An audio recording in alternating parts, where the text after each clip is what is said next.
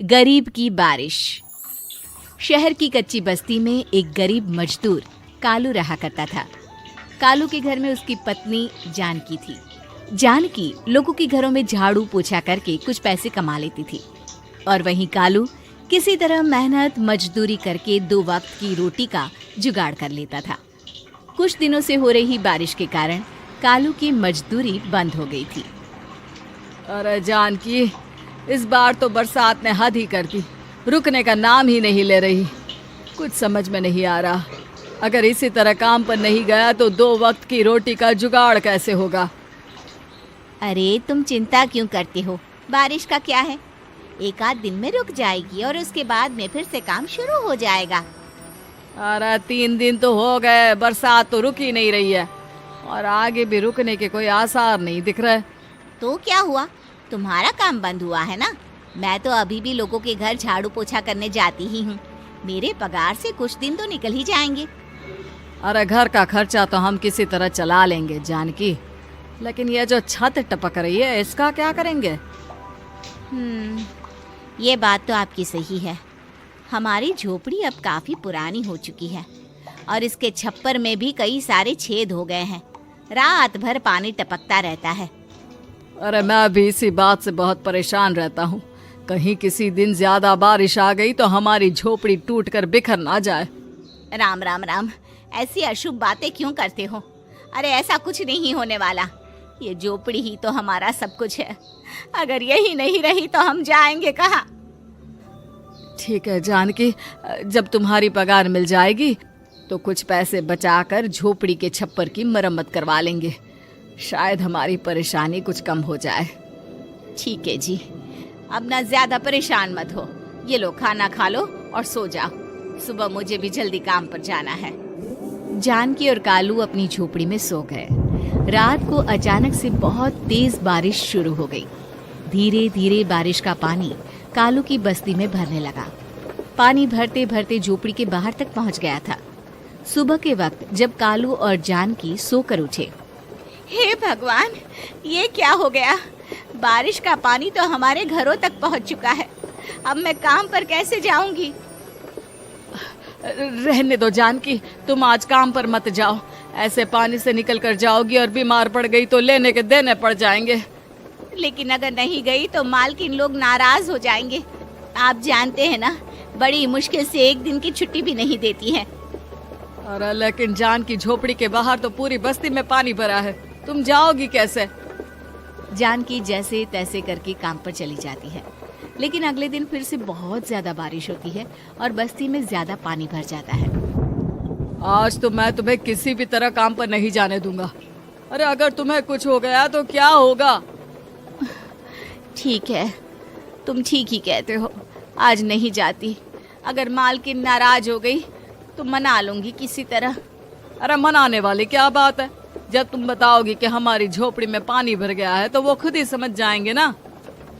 अगले 2 दिन तक तेज बारिश होने की वजह से जानकी, कालू और आसपास की बस्ती में रहने वाले सभी लोगों के घरों में पानी भर जाता है, जिसकी वजह से जानकी काम पर नहीं जा पाती। और 3 दिन के बाद जैसे ही जानकी काम पर पहुंचती है, कहाँ थी तुम? पिछले 3 दिनों से काम पर क्यों नहीं आई? मैम साहब, क्या बताऊं, इतनी ज्यादा बारिश हो रही थी, हमारी पूरी बस्ती में पानी भर गया है और उससे भी ज्यादा तो मेरी झोपड़ी के अंदर पानी भर गया। आप ही बताइए कैसे आती मैं? इसका मतलब ये हुआ कि बारिश होगी तो तुम काम पर नहीं आओगी? ना ना, मेरे कहने का ये मतलब नहीं था मैम साहब। तुम जानती भी हो 3 दिन से कितनी परेशानी हो रही है मुझे। सारा काम मुझे खुद करना पड़ा। माफ कर दीजिए मालकिन जी, पर मैं क्या करती, आने के लिए रास्ता ही नहीं था, सब जगह पानी भरा हुआ था। बहाने तो तुझे बहुत बनाने आते हैं। जानकी देख, अगर अगली बार ऐसा किया ना तो फिर काम से हमेशा के लिए छुट्टी। अरे ना ना मालकिन, ऐसा मत कीजिए। बारिश की वजह से मेरे पति की मजदूरी भी छूट गई है। बड़ी मुश्किल से घर में 2 वक्त खाने की रोटी का जुगाड़ हो पाता है। आप मुझे काम से निकाल देंगे तो हम क्या खाएंगे?